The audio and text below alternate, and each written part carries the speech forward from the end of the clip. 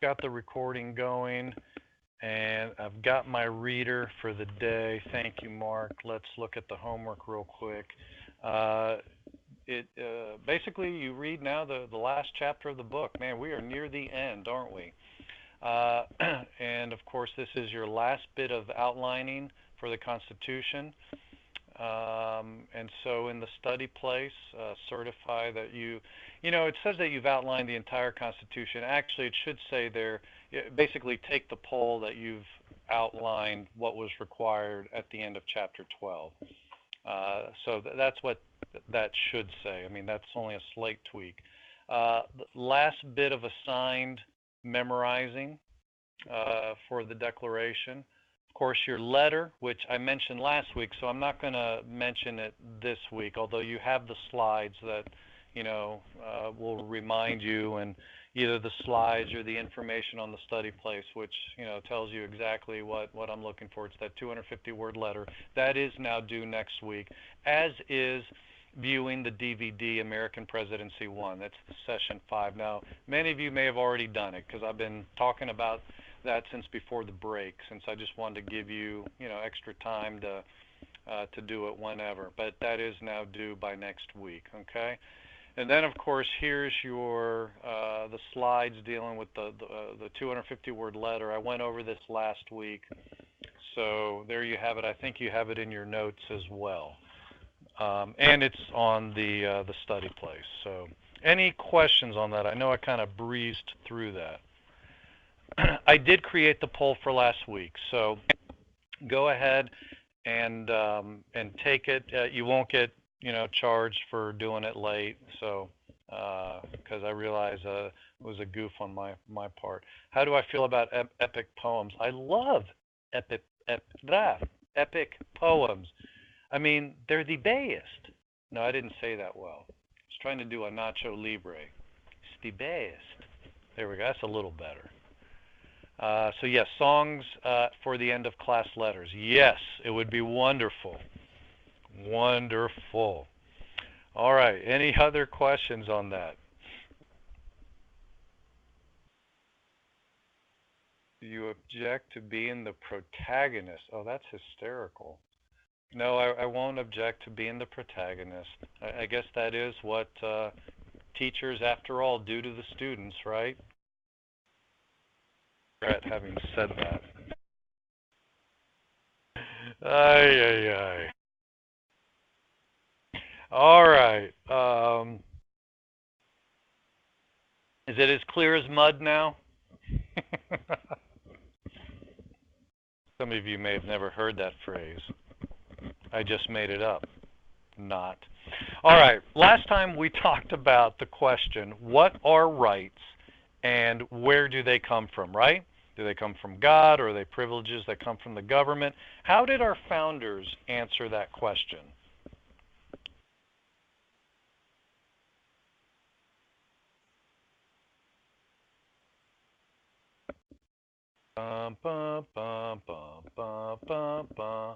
Okay, there we go. They come from God. Yeah, everybody should have been answering that one, right? I mean, that's like a softball, like out of the park. All right, so rights come from God. Well, one of the rights that our founders considered to come from God, and a right that has come under fierce attack in recent years, and only if you've had your head stuck in the ground would you not know that this has come under fierce attack, is, of course, the right to keep and bear arms. And certainly the hot debate kicks in after every shooting. There were a few last year in 2015. I'm sure all of you heard about the shooting in Newtown, Connecticut from 2012. That was like the really big one, right? I mean, the news media was hyper focused on it for weeks. I mean, weeks, literally. Where I work at Gun Owners of America, we spent several weeks doing countless interviews. I was on Fox News and Voice of America. My dad was on with Piers Morgan, who's no longer with CNN. If you haven't seen that interview with my dad, I highly recommend it. It's been all over the internet. It went viral. I mean, it really did. So just Google Piers Morgan and Larry Pratt. But anyway, the question that we were asked, and uh, in fact, even after the president's announcement last week, that's what kept me so busy. We did tons of interviews again, and in fact, that's what I was saying before I started the recording, that if I think of it and don't forget, I'll post a debate that I had with a pastor last week. So you might find that very interesting, because a lot of it, actually most of it, centered on the Bible, or it was supposed to anyway. But usually we don't get into that so much with the media that we do, because it's the secular media. But the question that we're asked hundreds and hundreds of times is, what more can be done to prevent shootings like this from happening again? Do we need more gun control laws? If so, what laws would stop crazies like the guy at Newtown from getting a gun? Should we limit magazine capacities that people have? I mean, why should people have so many? This is the way the question is put. Why should people have so many rounds of ammunition available to them? Doesn't that just let them spray bullets and kill large amounts of people? And like Julia says, the fact that it dealt with little kids is what certainly made the Sandy Hook thing so super sensitive and hyper focused. So here's what I think would be fun, and I'm going to put the question to you. I'm going to play the part of the media. Okay, so we're going to kind of switch roles. I mean, here I've told you, I've done some media, from the Second Amendment side of things. So I'm going to let you guys be the one answering questions. I'm going to play the part of the media. If you think there should be no gun control, then you can vigorously argue against me, because I'm going to argue like the media, all right? And on the other hand, if you do favor gun control, go ahead and make the case. I'd like to see hear you make the case for that. So you can be on either side of the issue, or if you will, in the middle, I guess, if that's possible. So argue it, but I'm definitely going to have the media, mainstream media point of view, okay? So here we go. So let's just start. Which media? Maybe more like MSNBC media, Julia. That's what I'm going to be, all right? Or CNN. In fact, I did a CNN debate on Friday, and that one actually may be more entertaining for you guys than the one with the pastor, because it got tense. But anyway, here we go. Let's start basic. How can I put both up? Sure, I can put both up. Although I got to warn you, you may not like the CNN one as much, because it did get a little tense.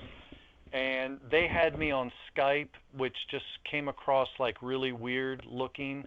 And I was too close to now I know in retrospect, too close to the, to the video. And so it kind of comes across like literally in your face at times, which was kind of a shame. But anyway, I don't know, if you want to block out the video and just listen to the CNN debate, you'd probably enjoy it more. Okay, so just with that said. Yeah, I'll post them both. So let's start basic. How do we prevent these shootings? Do we need more gun control? Okay, here's the question. And if so, what kinds of gun control? Should we limit magazine capacity? You know what the magazines are, those things that stick out of the bottom of the gun that hold all the ammunition. Do we need more expansive background checks? Right? I mean, should we be doing more to make sure that crazy people or criminals aren't buying guns? Okay, so those are the opening questions. What do you guys think? Let me hear your and again, you can be on either side of this. You can be agreeing with me as the media person, or you can say you are off your rocker. It's off out of the gate. I don't think we should limit gun control. That's kind of an oxymoron, I think. I think what you're saying is we don't need more gun control, because if you limit gun control, then maybe you're saying you want more. Yeah, okay. So no gun control, no matter how big a gun a guy has, he can still be stopped with a handgun. Okay, so you're arguing against the whole don't need more limit magazine capacity, because, hey, if there was a good guy there, then they would be able to stop them. Yeah, but Mark, okay, because I'm media now, right? Mark, but come on. Wouldn't it be better if we just stopped the person ahead of time from getting that gun? Shouldn't we be doing more with our background checks to keep people from acquiring these firearms. I mean, isn't it good what the president announced last week? Let's even have private sellers run background checks so that we don't have bad guys getting guns. Okay, Harrison says, I think gun control just takes the guns away from the good guy. Bad guys will still find ways to get guns. But shouldn't we be doing more, Harrison? I mean, isn't there always more that we can be doing? Mark says, no amount of background checks will prevent killings. Harrison says black market. Okay, so we've got the guys. I mean, guys love this issue. Come on, gals. I know you've got ideas on this too. What do you guys say? Or you gals say? Right? Huh? Girls are like, oh, I just hate these debates over social issues like this. I mean, can't we just be talking about cooking or hairstyles or shoes, No, I'm just kidding. All right, let's see. Julia is typing slow. All right, that's fine. Sierra, I don't think we should have any gun control. Julia says, I'm typing an essay. Jaylee, going into a school and shooting up 30 kids already involves breaking 20 laws. I don't think a mass murder will really care about one more law. But Jaylene, okay, let me push back as the media spokesman here. We have laws against murder. Yeah, we have laws against all these things, but shouldn't we have laws? Yeah, bad guys are going to break those laws, but then does that mean we don't have laws that keep them from getting guns either? Huh? Brooks says, trying to stop criminals from getting guns will always make it hard for law-abiding citizens to attain guns. But Brooks, shouldn't we be willing to give up a little bit of liberty for security so we don't have these horrendous things which occur what we saw at Newtown and what we saw at San Bernardino? Mark says the federal deregulation of guns will allow citizens to regulate things like that. Things like that equals mass murder. Sierra says the only way to defend yourself against a gun is a gun. You can protect yourself with good intentions. You can't protect yourself with good intent. And here comes the essay. Coming from a family of gun owners, as someone who's been around guns without fear, I personally find guns to be quite comforting presence. If anything, I would personally argue in favor of a greater gun presence as a whole, but a different emphasis. If we got guns in the hands of every family so that they might be able to protect themselves and teach safe gun ownership, we would have a safer society than otherwise. As someone who is anticipating being a single, conservative Christian young woman who intends to work in media and ministry, I intend to personally carry as soon as I'm old enough to legally. So once you become 21, Julia, I guess you'll be, because you're in New Hampshire, right? Actually, New Hampshire almost passed, but the governor vetoed. They've passed constitutional carry, which would have meant you would have been able. Oh, you're in Florida. Sorry. Okay. Strike that then. Florida did not almost pass that. All right. Any other thoughts? We've had some good pushback to me as the media person, but still a lot of you were silent. So I don't know if that means you just have no opinion. What else does the media say? Basically whatever Barack Obama says.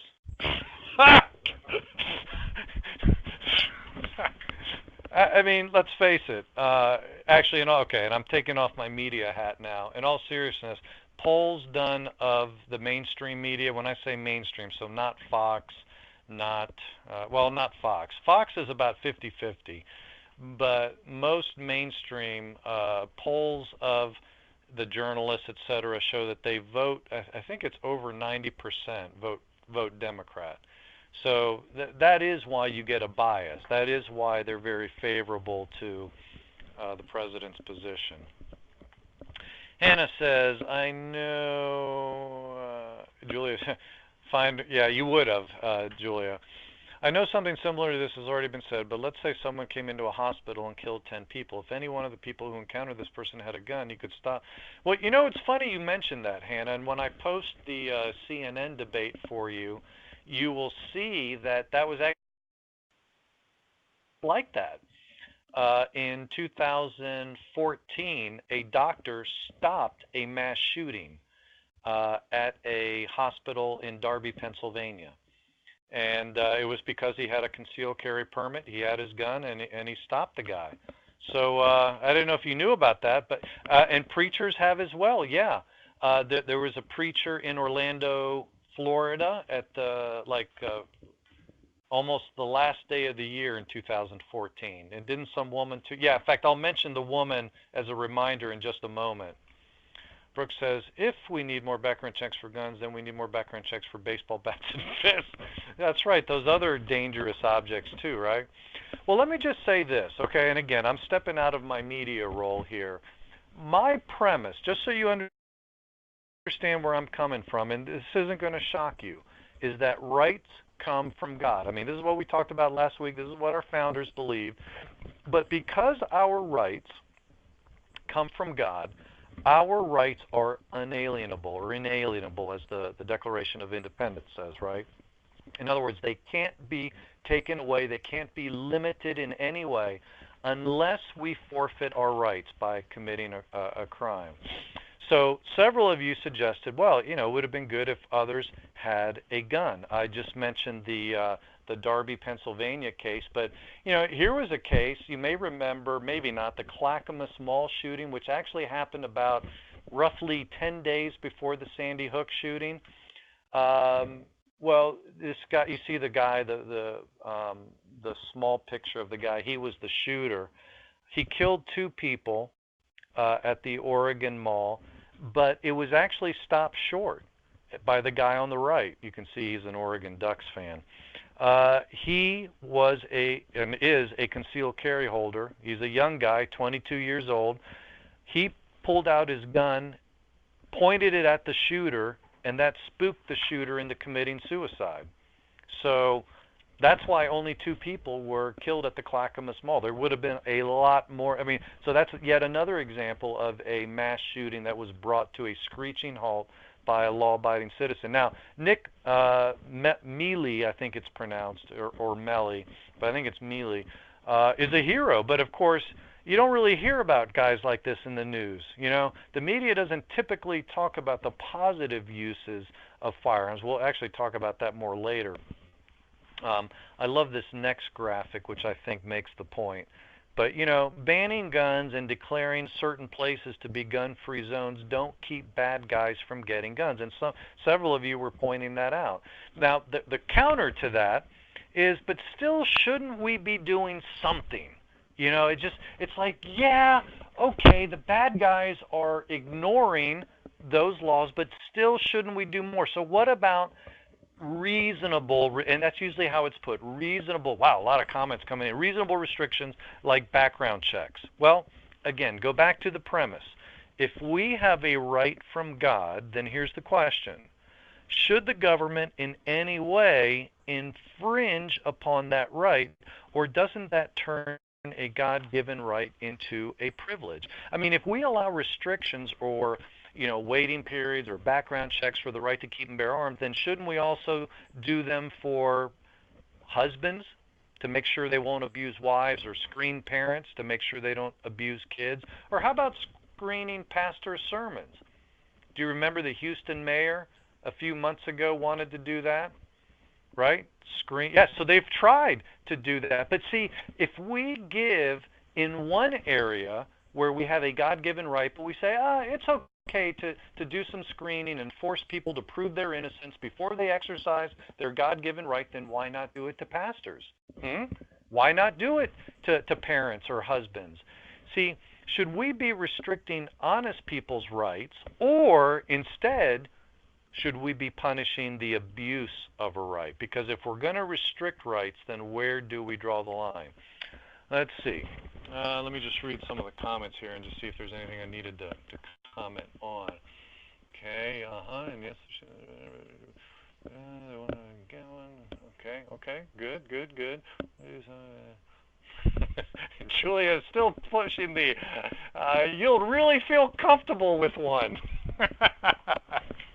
You're going to scare some people.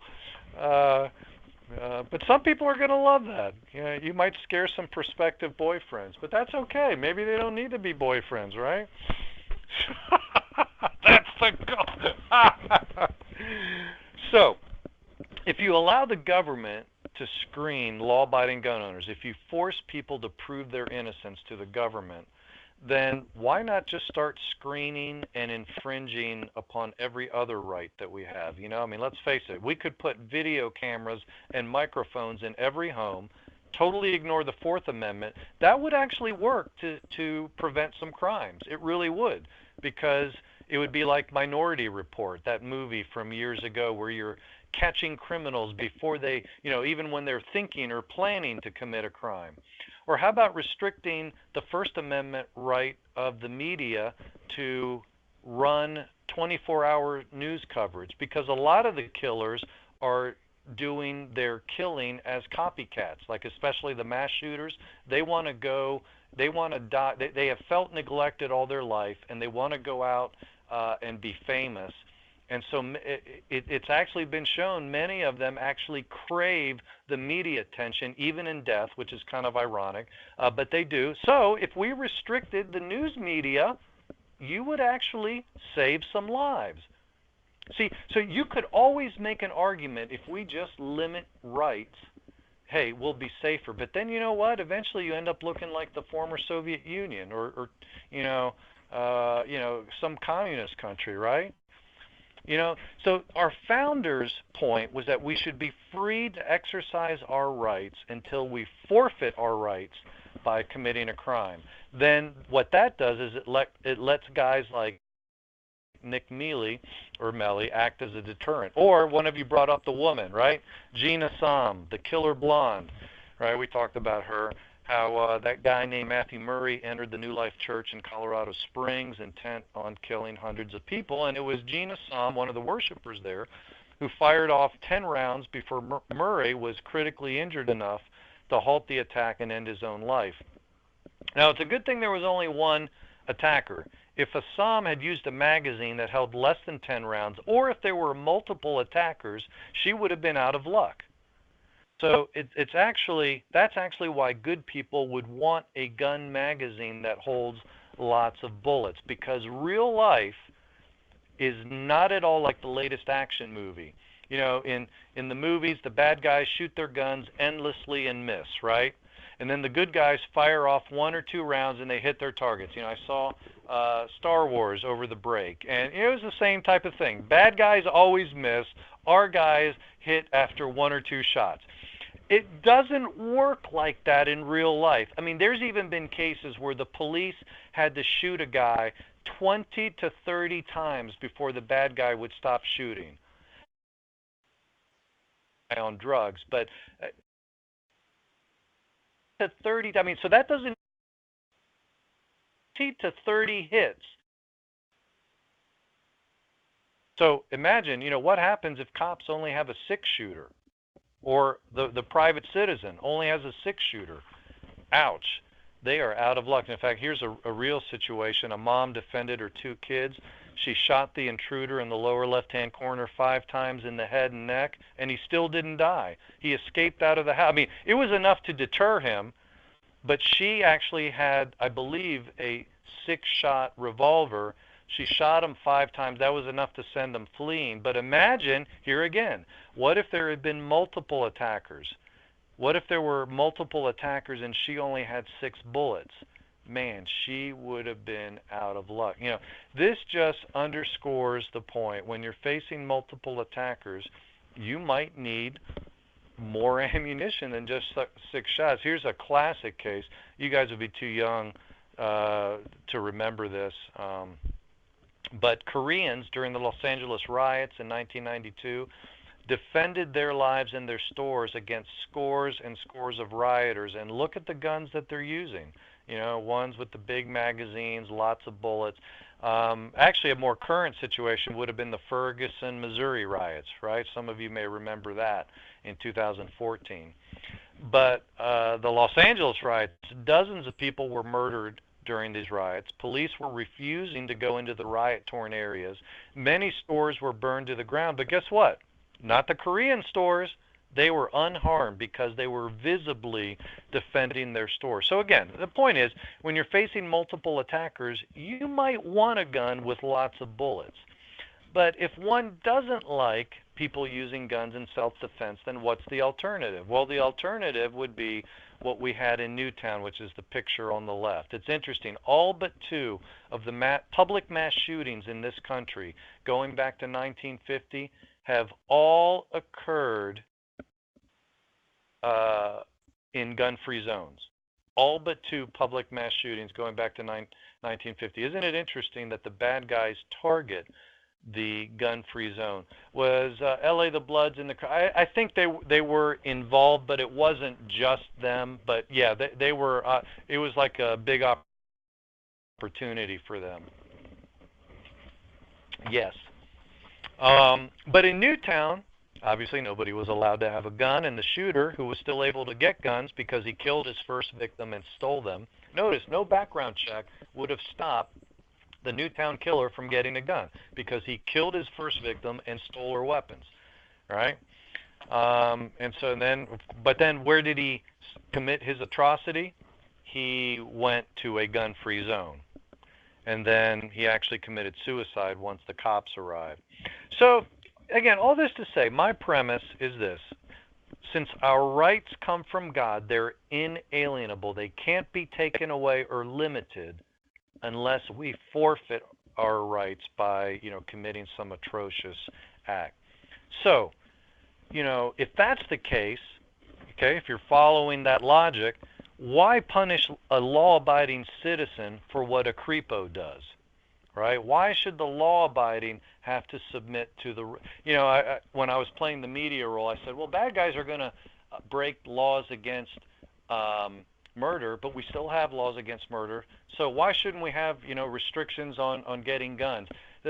I hear that analogy. I've had it thrown at me many times, and the answer to that is it's a false analogy because bad guys are going to break laws against murder. That's true. But murder is bad. That's why we have laws against murder. The problem is owning a firearm is not bad in and of itself. I mean, it's a constitutionally protected right, and, the whole rights come from God. So, it's not bad. So that's why having the law limiting people's ability to get firearms is such a bad thing. Because, as one of you pointed out earlier, it makes it harder for good people to get guns, right? I mean, the bad guys are still going to break that law, but you're punishing something that's not bad in and of itself. Just like becoming a parent is not bad, or getting married, and yet, we shouldn't fall to the, we should still screen them just to make sure that, they're not going to be abusers. Well, no, you don't punish good people for doing good things. And by punish, I mean limiting their ability or limiting their freedom of access. So let's look at all this is wrapped up in the language of the Second Amendment. Let's take a look at it. We're not going to have time to discuss every single aspect of the amendment. But with that in mind, let's read what the language says. The language says, a well-regulated militia being necessary to the security of a free state, the right of the people to keep and bear arms shall not be infringed. Now, who is this people that's being talked about? A militia, the police, the National Guard? What do you think?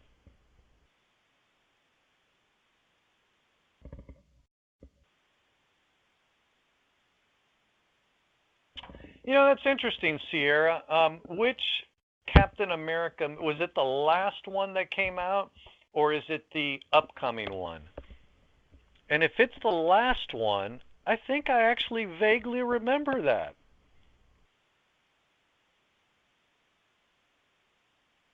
Interesting. Anyway, the question was, who is the people that's being talked about in the Second Amendment? Is it the militia, the police, the National Guard? The most recent one. Yeah, I think I do remember that. So Mark says the U.S. people. Okay, right. The word people there, the right of the people, is referring to people. Go figure. Right? And, even though the Supreme Court often gets a lot of things wrong, even a stop clock gets the time right twice a day, right? And that's kind of like the Supreme Court. They get it right every now and then. And they did in 2008. In 2008, in the D.C. versus Heller case, the Supreme Court ruled that the Second Amendment protects an individual right to keep and bear arms, and that this right is not doesn't belong to the military or the police or the National Guard. In other words, that's not what's being spoken of here in the Second Amendment. It's not saying that military, police, National Guard can't have firearms. It's just saying that that's not what the Second Amendment's about. It's a right that belongs to the people, to law-abiding Americans. And, that Supreme Court ruling adopted the historic interpretation of this right, which had existed for the first 150 years in our country. You see, the founders believed in an individual right to keep and bear arms. Let me show you some of the things that they've said, or that they said. So you remember James Madison, right? He's known as the father of the what? Father of the Constitution. Good. All right, this is where I bring in Mark to read. Mark, if for us, why don't you go ahead and read that? Okay. The Constitution preserves the advantage of being armed, which the Americans possesses over the people of almost every other nation, where the governments are afraid to trust the people with arms. Thanks, Mark. Now let me ask you this, Mark. Madison, and let me mute you for just a second. Madison is here talking about the governments in Europe. Okay. Why do you think he says that they're afraid to trust the people with arms? What do you think?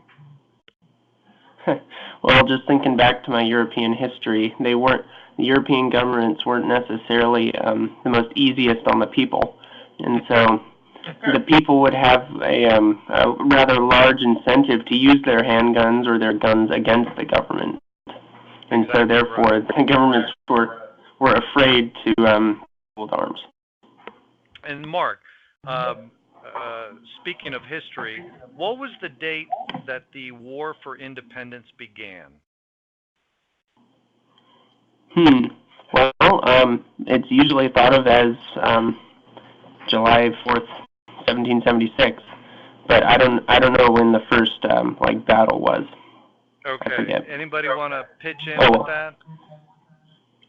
I know it was Lexington and Concord. I don't know the date though.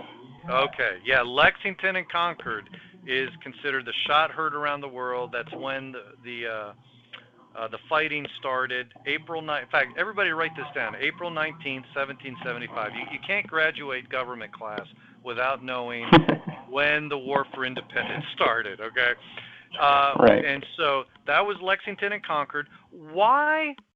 What was the big deal on that day, Mark? Why? I mean, they had put up with a lot of abuse leading up to then, but why was that the tipping point? What were the British trying to do on April 19th, 1775? Well, if I remember correctly, they were the British were trying to take arms away from, or maybe, I can't remember if the Americans were trying to take it or not. Nope, you nailed it. You nailed it. Okay. Yeah. In fact, Mark, thanks so much. You absolutely nailed it. Yeah. The British were attempting to, they were trying to do a couple things. They were trying to arrest a couple people like Sam Adams, and I think it was Adams and John Hancock, if I remember right. But that's why they were at Lexington. But then they were going to march to Concord, where they were going to confiscate firearms and ammunition and powder and things like that. The armory, exactly right, the armory at Concord. So wrapping all this together, isn't it interesting that tyrannical governments don't like the people having guns? After all, what saved the day in Esther's time? Why weren't the Jews wiped out? Because Esther was able to plead with the king. Yeah, ladies spoke up, and the Jews were allowed to arm themselves. It's not quite as fun when the people you want to abuse are fighting back, right? Look at this chart here. Let's go to the next slide. You'll find this fascinating, I think. This is a book which I have in my library, shows 7 major genocides in the 20th century. Turkey, Soviet Union, China, Cambodia, Germany, Guatemala, and Uganda. That's 7 genocides. And this book shows how in each country, gun control led to genocide. Okay? The book reprints the gun control law in the original language on one side of the page, which I think is fascinating, that they print the law in its original language. Yes, exactly right, Mark. And then they put the English translation on the other side of the page so you can read the law in English. And then the book gives you um, uh, a historical account of what happened, showing you how in each case, in each country, the disarmament of the people was followed by genocide. Now, what is genocide? Obviously, it's not an energy drink, right? You know, like you have Powerade and genocide. No. Uh, genocide, yeah, mass murder, a wiping out of a particular group of people. And as you saw in the video, the worst of these genocides was Cambodia. As Mark pointed out, the video actually takes the book and puts it in video form. Pretty cool stuff. But anyway, more people as a percentage of the population were murdered than in any other modern day country. That's why they have the Guinness Book of World Records. Actually, more than Germany, because a third of the population was murdered by a Marxist. Why were government agents so easily able to massacre the people? What do you remember from the video? What happened first?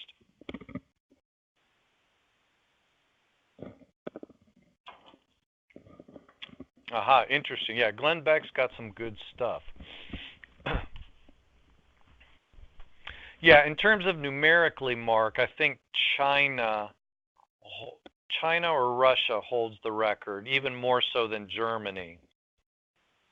But anyway, yes, they were stripped of their rights. They had their guns taken away from them. Yeah, the people trusting that their government would protect them.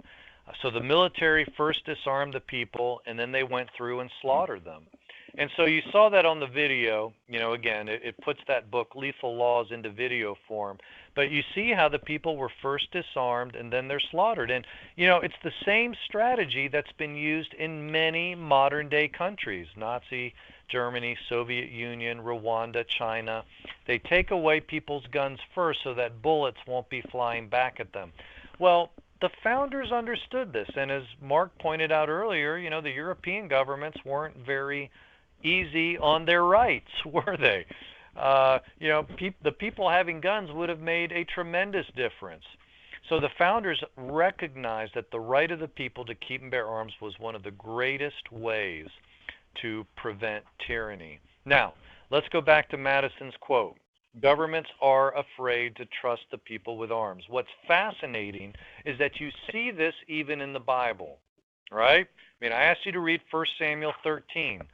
So let's review that. You saw in this chapter that the Philistines were oppressing the Jews. Actually, they were acting like terrorists, right? Look at that verse 17. Raiding parties are going out from the Philistine camp into Israel.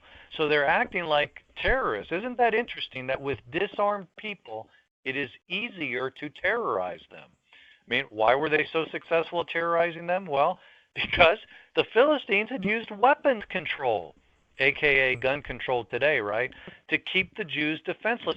Did this surprise you, by the way? Had you ever seen this before, either in reading the Bible on your own, or had you heard this in Sunday school? Probably not. Or heard it in a sermon? I doubt it, right? I mean, were you even aware of this? Be honest. I'm just curious. It's like a little poll I take every year. Yeah, if you read it, right, it's like you just kind of gloss over it, right? I mean, just, you know, which actually is kind of a cool thing with God's Word. I mean, you can read it a zillion times, and each time, you know, the Lord will highlight something new. But yeah, it's kind of easy just to sort of whoop, go breeze right over it, as Chloe says. But you know, the preachers during the era of the Founding Fathers preached on passages like this. This may have been actually, I can't remember when it first jumped out to me, but it may have been from reading their sermons. No, I think I remember where I first. But actually, it wasn't reading the Bible on my own. It was somebody, and then it was like, what?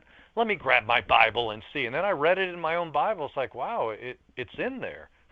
You know?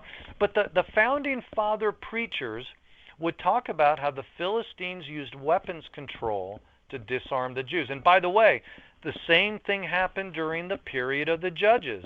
When Deborah and Barak go up against the Canaanite king named Jabin. Remember, his general was Sisera. Remember what happened to Sisera?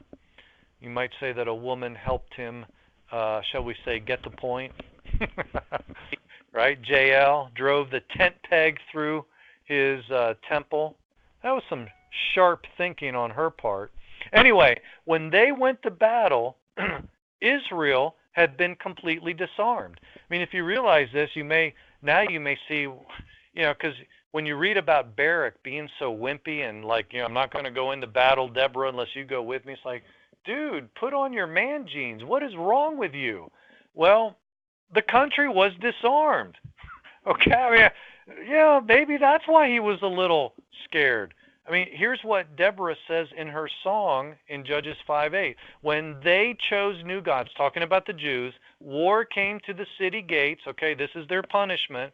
And not a shield or spear was seen among the 40,000 in Israel. So Jabin, Canaanite King Jabin, imposed weapons control on the Jews, like the Philistines then did later. Isn't that fascinating? Just as in Cambodia and those other countries where genocide took place, the Canaanites used weapons control to oppress the Israelites. The Philistines used weapon control. Look, this has happened all. This is how tyrants think. If it's not a new idea, right? People who want to stay in power don't want their subjects to be armed. Let's look at some other scriptures. Exodus 22:2. If a thief is caught breaking in and is struck so that he dies, the defender is not guilty of bloodshed. If you watch or if you listen to the debate, because it was a radio debate between the pastor and me, we actually discussed this passage. And in my humble opinion, he hacks it to death. He did not get it at all. And so we wrangle over this and discuss this. But in a nutshell, what does it mean that the defender is not guilty of bloodshed? I mean, I'm not looking for anything like eureka. I mean, what does that mean? I just want to hear it from you. I'm not putting words in your mouth or your mind. Yeah, he didn't commit murder. It is what's the word I'm looking? Justifiable, right? It is a justifiable killing. Just like Genesis 9:6, where you can put the murderer to death. Sometimes people don't understand this, that there is actually justice of human beings. One of those. Aside the whole day and about, but if you do it in the day, blah, blah, blah. Realize verse 2 here is indicating there are times when killing an intruder is justified. Now, in verse 3, you see that God does put parameters and defines self-defense. In other words, it has to be, and by the way, this is how the common law, and actually it started with King Alfred. You'll actually hear this in the debate. It started with King Alfred, and it became part of the common law, and it's how the common law understood Exodus 22:2 and 3, and that is, it's appropriate to kill in self-defense of life, but not in defense of property only. Okay? Now, sometimes the two can be blurred because the thief is actually attacking you, okay? And, you shouldn't sit there and say, well, wait, is this just a thief or is my life in danger? No. If he's closing in on you and he has a knife or something sharp or a gun or, even, he has his hand raised, you're under attack, okay? So defense of life, yes. Defense of property. In other words, by defense of property, the person is driving off with your car. The person is running out your door with the your your laptop. Okay. I mean, your life is not in danger when they're running away from you like that. So it is not self-defense. That's the point. Now, look at the text again. What do you think the text means when it says that the thief is struck? Struck with what? I wouldn't recommend that, Julia. And no self-defense person would recommend shooting them in the foot or leg, because if it's purely property related and you're just trying to stop them, you could actually accidentally end up killing them, and then you're in a heap of trouble, because American law recognizes Exodus 22:2 and 3. On the other hand, if they're attacking you, I wouldn't recommend just shooting them in the foot, because you want to stop them. Because even direct hits to the chest, they can still keep going and attacking, even, for a minute or more, okay? A lot of damage can happen in that time. So anyway, self-defense experts will tell you, no, you shoot center mass. You shoot at the chest. What could that struck by be? Julia said a weapon, I suppose. What else? A weapon. It could be a fist. It could be a club. It could be a knife. It could be a crowbar, a rock. How about a bullet? I mean, I know they didn't have bullets in Exodus 22:2, but hey, they could have had arrows. I mean, isn't an arrow striking somebody in the temple roughly the same as a bullet? I mean, in the end, right? So, in other words, here you have the basis for self-defense with a gun or any other type of arm for that matter. But then you've got to ask, well, but nagging in the back of my mind, Mr. Pratt, what about Matthew 5? Jesus said, you have heard that it was said, eye for an eye, tooth for a tooth, but I tell you, do not resist an evil person. If someone strikes you on the right cheek, turn to him the other also. Well, is Jesus overturning the Exodus passage then? I mean, what do you think? Is self-defense out the window? Oh, rats. How do I deal with this? Look at context. Yes. Ding, ding, ding. What is the, a text without a context is a pretext, right? How can we turn the other cheek, though, for being shot in the head? Well, okay. And Sierra, you're getting to the bottom line, which is Jesus is not dealing with self-defense situations here, okay? But I'm getting ahead of myself now. Let's look at the context real quick. And I say quick because we don't have a lot of time, but we actually look at this in a little bit more depth in the second semester government class. But in Matthew 5, Jesus is showing the Pharisees how they have twisted the scripture. And notice that he says, you have heard that it was said. Let me ask you something. Whenever Jesus is quoting the Bible, he says, it is what? Fill in the blank. Written. Yes. Whenever he's quoting scripture, it is written. But here you see him say at the beginning, your righteousness needs to exceed that of the Pharisees and the Sadducees.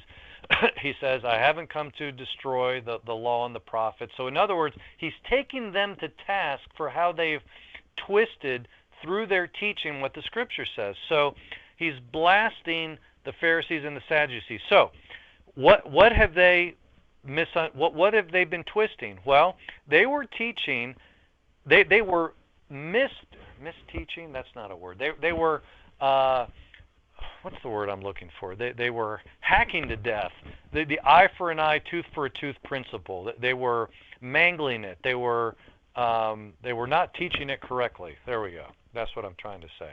They were misinterpreting eye for an eye justice. That law, not even over-applying it, they were totally misapplying it, because that law is meant for government, okay?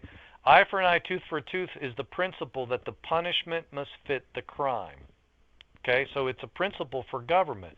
But they had misapplied it and were using it to justify private vengeance. So when Jesus says turn the other cheek, he's saying don't take private revenge, because revenge belongs to God. Vengeance is mine, I will repay, says the Lord.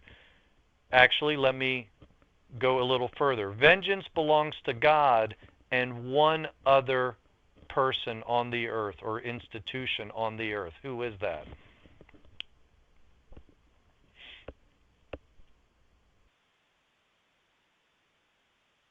Yes, government. Civil government, right? Remember Romans 13:4, that civil government is an avenger of wrath. Civil government takes revenge. Private individuals do not. So when the guy runs out your door with your laptop, government can go arrest him and punish him. You cannot as a private individual. That's the difference. On the other hand, well, let me ask you the question. How is revenge different from self-defense? How is revenge different? If we're not allowed to take private revenge, see, and this guy I was debating does, quite honestly, that's one of his big hang-ups. He doesn't understand the difference between revenge and self-defense. Revenge is not for protection, exactly. Revenge is punishment. It's after the harm has been done. Revenge is punishment. Self-defense, though, is, and that's another good way of putting it, defense is defensive. Revenge is offensive, okay? And so the Old Testament says self-defense is okay. Okay, look at Exodus 22. The Old Testament says don't take revenge. Vengeance is mine, I will repay, says the Lord. That's in Deuteronomy 32. That's also quoted by Paul in Romans 12. Okay, so the Old Testament actually taught both. See, Jesus is not teaching something new here. The Old Testament taught self-defense. The Old Testament taught don't take revenge. So Jesus is not changing God's law at all, which, by the way, he said, I didn't come to abolish the law and the prophets. So this turn the other cheek passage is not in conflict with the principle of self-defense. Now let's look at another few scriptures real quick. I love this one in Nehemiah. Interesting command. As they're rebuilding the wall, they wear their sword on one side, and they hold a weapon on one side, and with the other they work with the tools in one hand, weapon in another. Right? I mean, this is an example of an early carry law. I mean, not even concealed carry. This was open carry, baby.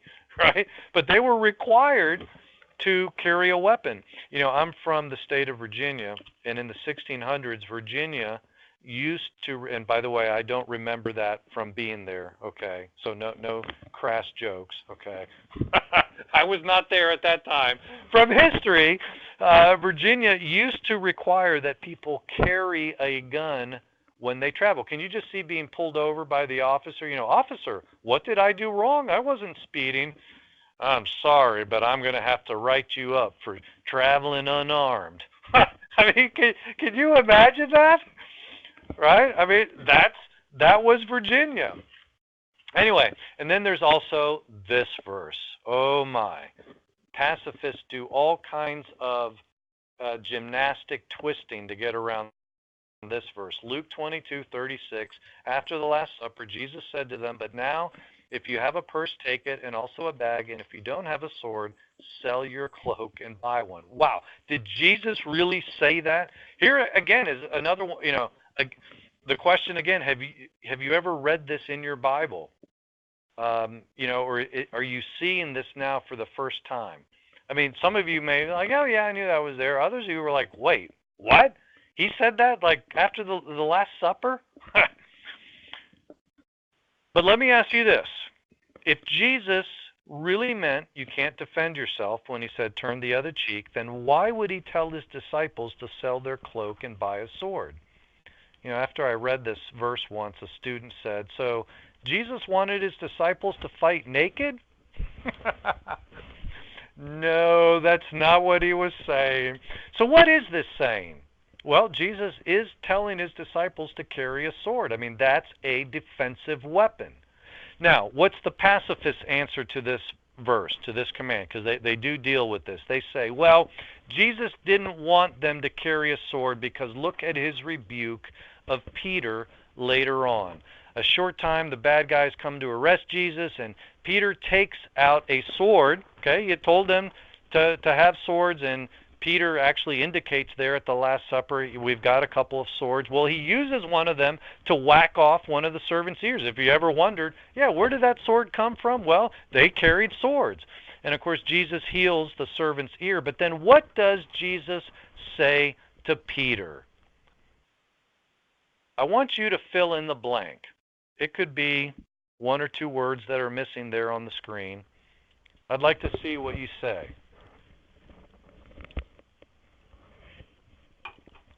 Okay, live. Everybody agree, live. Those who live by the sword will die by the sword, right? You guys are going to love this. Jesus did not say that. Oh! Bam! Brooks, you got it. You got it, Brooks. Yeah. I don't know that I've ever had somebody answer that correctly. I do believe you are the first person. Yeah. First, let me comment on live by the sword. Jesus did not say that. And you're like, Mr. Pratt, you must be wrong. I hear it all the time. Oh, I don't disagree that you hear it all the time. You hear it in passion plays. You see it in movies that are about Jesus. But no version of the Bible, in fact, the Greek does not say those who live by the sword will die by the sword. First of all, that would condemn cops and soldiers, those whose life is bearing the sword. So it's a good thing for the government to bear the sword. After all, that's what it says in Romans 13, right? That's what government is supposed to do. So if Jesus didn't say those who live by the sword die by the sword, what did he say? Well, it's what Brooks said. Those who take up the sword or those who draw the sword will die by the sword. There you see some common English versions. Now, notice that not one of them does Jesus say that those who live by the sword will die by the sword. But what does this mean, that those who take the sword or draw the sword? I mean, is it saying the same thing? Well, no. Now, pacifists will use this passage to say Jesus really didn't want people to have weapons. But notice Jesus says, put your sword in its place. See, there's a proper place for the sword, and there's a proper time for using it. He didn't say, Peter, what are you doing with that thing? Get rid of it. I want those things banned. No, he didn't say that. He told them to get a sword. I mean, but can you see him telling Peter, Peter, don't you remember that when Cain killed Abel? Remember what I did? I instituted rock control or stick control. No, he didn't say that. He said, put your sword back in its place. Okay? So if Jesus is not saying to get rid of the weapons, what is he saying? You're going to love this. One of the best commentaries I've ever seen on this. Remember I told you that the preachers used to preach on this? Yes, it all has to do with using it appropriately. Exactly right. This comes from a sermon that one of our founding fathers preached. His name is Reverend John Lathrop. And he preached it in Boston in 1774. Listen to how he explains this verse. I think it's brilliant. For all they that take the sword shall perish with the sword. Okay, that's what Jesus said. For a man to take the sword is to draw it when it is not put into his hands by the laws. Therefore, he who offers unjust violence takes the sword. But on the other hand, he who uses a just defense does not take the sword, but he draws or uses a sword which the laws put into his hands. So, in essence, Lathrop is saying, Jesus is telling Peter, now is not the time. This is the wrong time to use the sword. Now, someone might want to argue, well, why? Wouldn't Peter have a good reason to do this? No. Can you give me a biblical reason as to why this was not, of all times, this was not the right time for Peter in this situation to do this? I'll give you a hint. It's something that Jesus had been telling them and reminding them of consistently over and over and over again.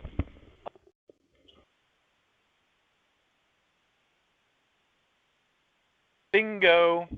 Yeah. What Julia said. Jesus had repeatedly told them he was going to lay down his life, time and time again, right? I mean, look at the verses there. I mean, just in that one passage in John 10, how many times he says, I'm going to lay down my life. And by the way, it's a good thing he did, because if Jesus hadn't gone to the cross, or if he had defended himself to keep himself from going to the cross, what would be the ramifications for us? You know, you would be begging for air conditioning for eternity, right? All of us, all of us. Yeah, there would be no atonement for sins. Yeah, Mark, you say animal sacrifices, but even, David recognized it wasn't the animal sacrifice that was atoning for his sin.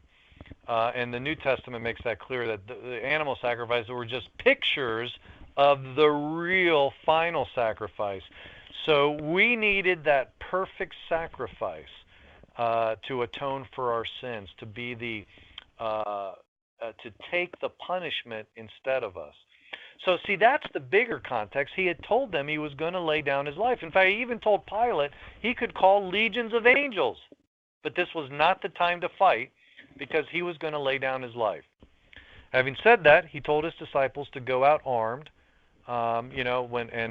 Afterwards they would be armed, and that's totally consistent with the principle in the Old and New Testament, the principle of self-defense, and that hasn't changed at all. Any questions on that as far as the biblical arguments? Because now what I want to do is fast forward a couple thousand years and look at the Second Amendment. But devotion more than sacrifice, good. Christ was not Christ, good.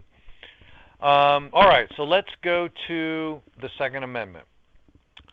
Our founders put the Second Amendment in the Bill of Rights, obviously, and they wrote it to protect the right to keep and bear arms. And in doing this, they treated this right as though it was a freedom given from God himself. I mean, notice the last clause, and especially the last four words. What does this amendment assume already exists? We talked about this last time. It doesn't say they have the right. What's it assuming that they already have? And why does it assume that? Yeah, it assumes that that right to bear arms already exists, because they say, hey, the right shall not be infringed. Again, what's an infringement? Well, anything that violates, encroaches upon, anything that limits or delays, anything that transgresses or impedes. That's an infringement. Okay? So does that mean this is a total and complete right? It's unlimited? Does that mean that you can't have any reasonable restrictions on this right, despite what the Second Amendment language says? Hang on just a second.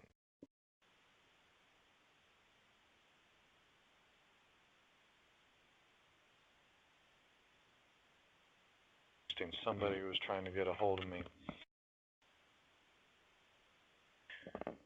So, incomplete right, or can we have reasonable restrictions? Well, some of you might agree, I suppose, with this cartoon, that no matter what restrictions you implement, gun control laws will not stop bad guys from getting guns. I love this. I'd love to buy a crossbow.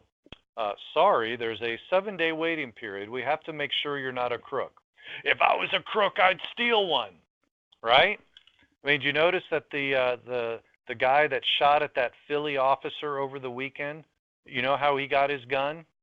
He stole it it's a stolen gun from a police officer. You know, he didn't go. And by the way, the guy who shot at the officer, shot him 3 times, I believe. He didn't go through a background check to get that gun. He stole it, right? I mean, that's what bad guys do. I mean, you could make a Geico commercial out of this, right? When you're a bad guy, you steal firearms. It's what you do, right? So, no matter what the restrictions, they're still going to get arms. This cartoon, by the way, plays out in real life as well. I mean, if gun control really worked, then Washington, D.C. and Chicago should have been the safest place to live in our country. I mean, you would have expected those 2 cities to be a utopia during their strict gun ban. But as you read, now this goes back a ways, chapter 7 in the book, remember how that didn't work? You know, D.C. became the nation's murder capital, even while they had their gun ban, where it was virtually impossible to legally own a gun. But then when their gun ban was done away with, guess what happened? Their murder rate fell to a 45-year low. Same thing with Chicago, that's right. I mean, so you would expect that if gun control worked, it would have worked in D.C. and Chicago, and to be sure, you would expect that it would have worked on an island like England, right? Well, in 1997, when England had a fairly low crime rate, lower than the United States, and the bobbies, that is, the police, would walk around with just nightsticks, they enacted a very draconian gun ban. It's virtually impossible to own a gun in Great Britain. In fact, even some of their shooting teams for the Olympics have to go out of country to practice. That's how strict their gun control laws are. So what's happened since their handgun ban in 1997? Well, their crime and murder rates shot through the roof. Within 5 years of passing their ban, they had the highest crime rate in the industrialized world, even higher than ours. And I believe to this day it's still higher than ours. In fact, the former mayor of London, Ken Livingstone, said that he actually felt safer in New York City than in his hometown of London. And now, by the way, you see pictures there of the bobbies. Now you have many of the bobbies owning carrying firearms. Again, you would think if gun control was going to work, it would work on an island like England, but it hasn't. You know? Now, somebody might object and say, yeah, but shouldn't our government do something to make sure bad guys aren't getting guns? I mean, isn't there something we can do? I mean, what about a waiting period to check the background of a purchaser to make sure they're not a criminal or crazy person? Well, I mean, obviously a waiting period is not going to work. Why? Because, you know, people use fake IDs or they steal the guns. You know, the waiting period idea has been tried, and it's actually led to innocent people being killed. Take this cartoon here, which is not one of those funny ha-ha cartoons, but it's actually a cartoon based on a real story. Hello, Mrs. Jones, your 5-day waiting period is over. Now you can come in and pick up your 38 anytime. Hello, Mrs. Jones, are you there? It's actually a real case, one in Minnesota, Wisconsin, and one actually last year in New Jersey. Both cases where women died because they were waiting through the waiting period for their gun. Or take Jane from California. She's a real estate agent. She was concerned about her safety, so she applied to buy a gun, but in California you have to wait 10 days before picking up the gun. Guess what? She was raped by a client during that 10-day waiting period. You know, I mean, it's really sad. We, on our GOA Facebook page over the weekend, we posted an article of a Texas woman who stopped a rape because she had a firearm that she had an access to. So, you know, what a difference, right? So, you see, if you put a person's right on hold, then you put their life in danger. I mean, and that's what you see repeatedly. And besides, you know, with background checks, as tempting as it sounds, they don't stop bad guys. They didn't stop bad guys in D.C. or Chicago or England.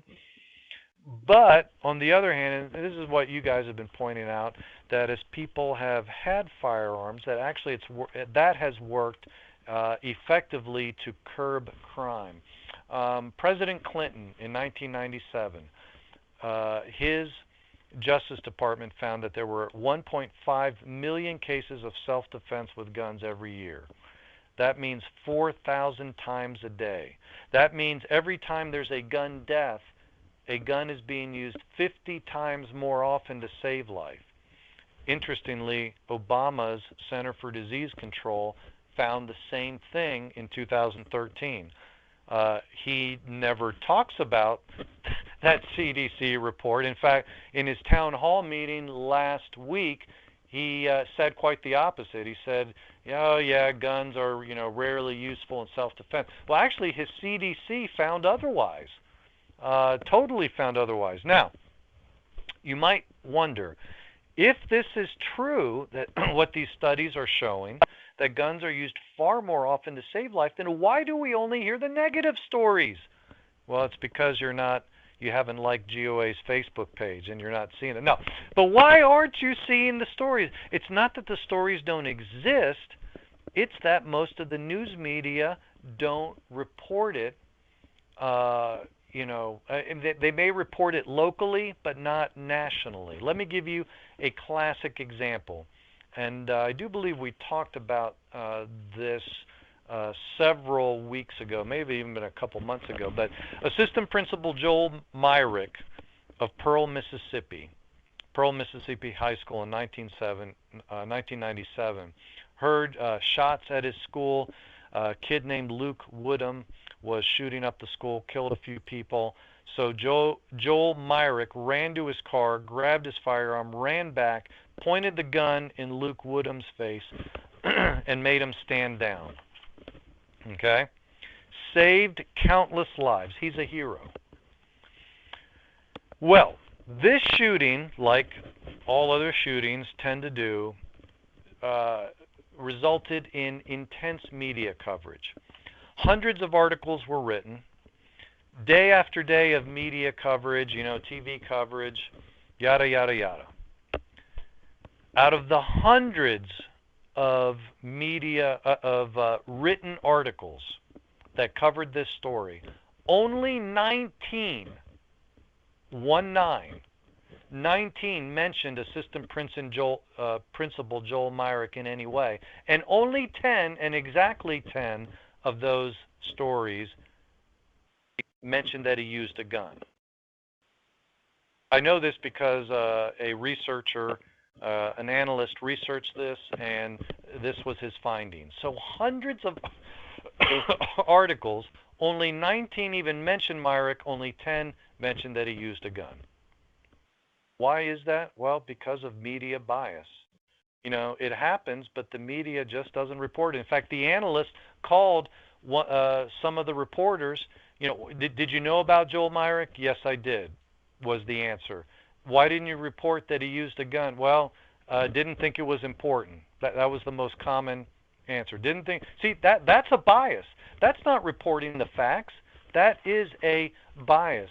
I think I mentioned it earlier, but when you watch the CNN report, you'll see, or debate, I start off with several examples of people who actually stopped mass shootings with guns just in the last couple of years. All right, well, listen, we've covered a lot of ground today, and we're almost done.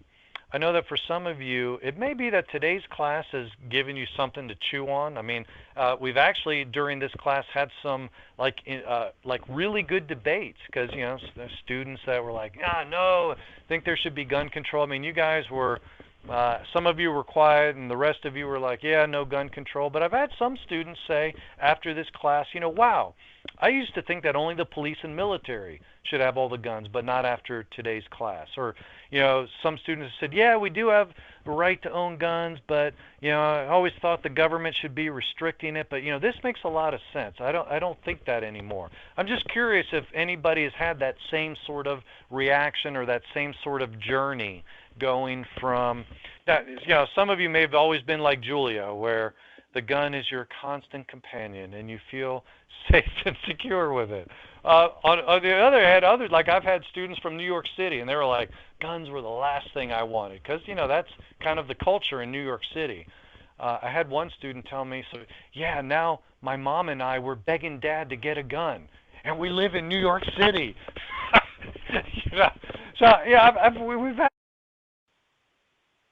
discussions, things like that. Anyway, I was just curious if anybody here, have had that same kind of eureka moment. If so, hey, feel free to write about it this week when you're talking to, when you're writing your letter to the future students, and you find out what was, or you write about what was most interesting or eye-opening in the course. That would be a great topic to cover. All right. Anyway, I want to give you one more example, and I think this really underscores the danger of limiting guns to the police and the military, or the danger of giving the government the power to limit our Second Amendment rights. And it's an example of one of the countries that we mentioned in passing a little bit earlier, and that is Germany. Because obviously in Germany, they did not have a right to keep and bear arms in the early 20th century.